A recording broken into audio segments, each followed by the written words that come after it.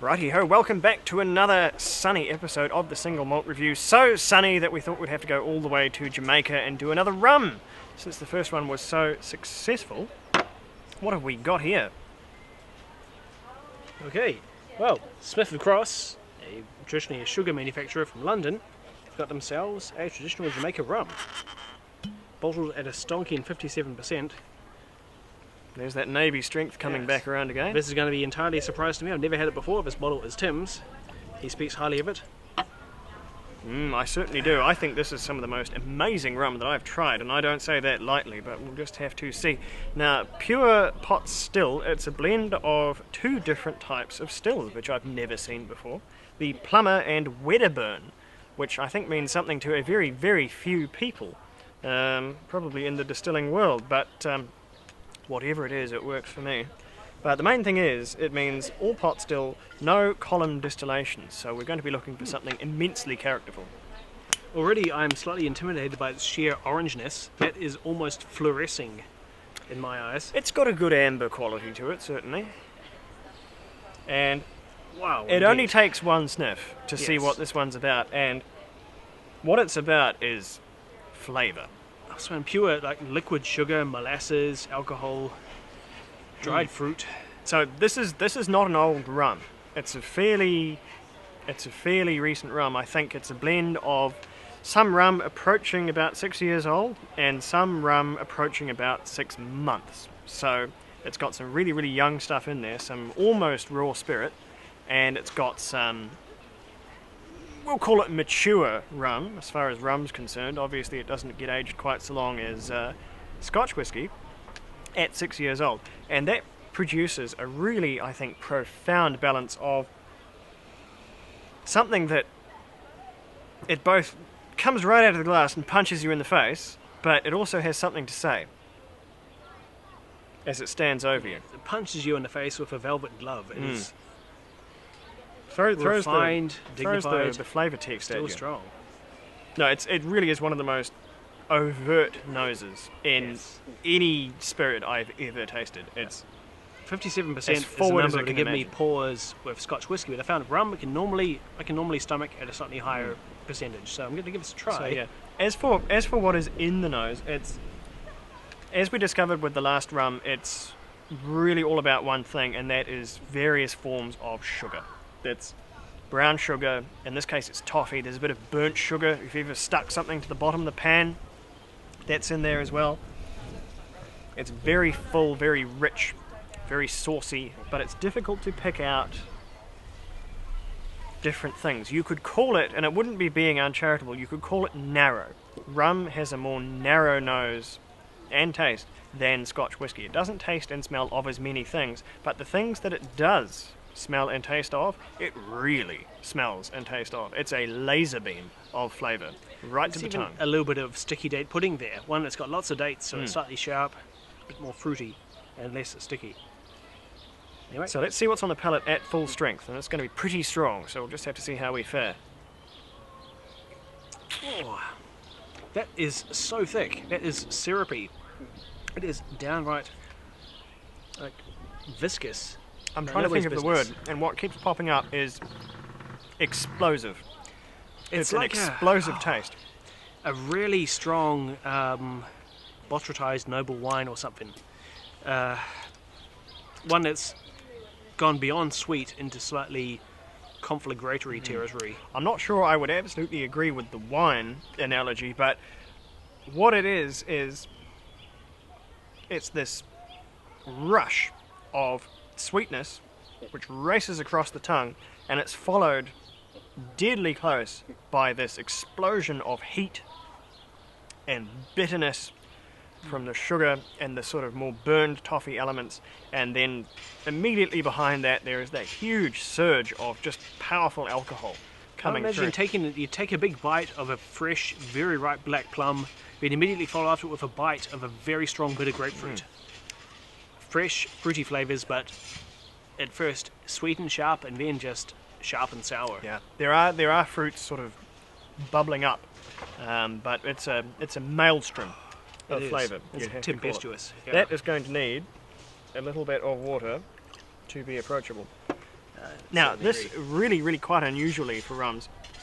Unusual on many fronts, actually. One, in that it's not a boring bloody 40%, which is a plague of many spirits that haven't quite caught up with the quality that single malt has in the recent years. There's far too many rums which are at 40%, which would be much better at even 43. If they could just give us 43, we'd have that much more flavour in there, let alone 46, which would make some things, I won't say twice as good, but it would make things really much better if something got on their game and just produced slightly stronger bottles. This one does itself with 57. That's arguably more than you need, but I will certainly take it because it means more rum in my bottle, ultimately, and just the intensity of flavour you get out of that higher proof spirit it sells itself. Why would you go for a 40% if you could find an alternative? And I've stopped. One of my big turn-offs now when I'm shopping for spirits is that 40% on the bottle. I go, why would I bother? When I know that something with 46 or more is going to be just that much more worthwhile and that better value if they're the same price as well, because you're always getting more. Anything that's not a percent is water, ultimately, so keep that in mind when you're shopping. Speaking of water, that water has added a little bit of cloudiness here. Some of those visiometric swirls of legend. And of course, not coloured or chill filtered, this rum, as it very astutely states on the back, which also not many other rums do, so that's good to see.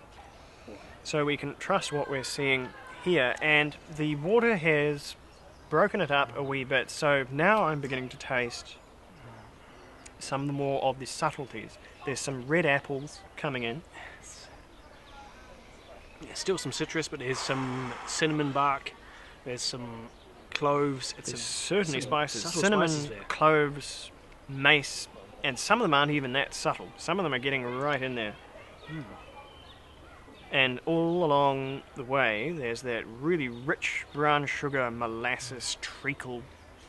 Rum is never ever shy about its heritage. Never beats around the bush. It's so hard to pin down this flavour. It tastes like something that would taste good if it was spread on toast, or something that was baked onto a roast chicken. It is such a multifaceted flavour. And so many different kind of avenues and byways. Now, we're probably making it sound slightly more complex than it is. This is a young rum, and it's not a hugely complex one, but it's a very focused and a very powerful rum. I do have an older one, which we'll probably bring out sooner or later, which has a bit more depth of flavour, but it doesn't have nearly the power and the intensity that this one does. I think, be it a very young rum, no older than 6 years old, it's way more interesting than the 23-year-old rum I've got in the cupboard because of that intensity of flavour. In terms of rum connoisseurship as well, I would count as quite young too, since I've always enjoyed a rum. But in terms of actually getting into it and appreciating the flavours and the depths, I'm still very much new to all that. I'm learning as I go. So I'm going to be picking out all kinds of things and finding all kinds of wonders and something that may be more commonplace to someone who's more acquainted with rum than I am. Now, scores. Before we go too long, this is going to be another high score for me, because I think this is really a wonderful thing. It's a shockingly potent experience, and I'm going to give it a 92. I think it's really a shining star of rums. What do you think, Dave? Ready it as a rum and as something I'm enjoying, I'm going for a solid 90. It's big, it's punchy, it's really unique in my experience, and it's a really enjoyable set of unique flavours too.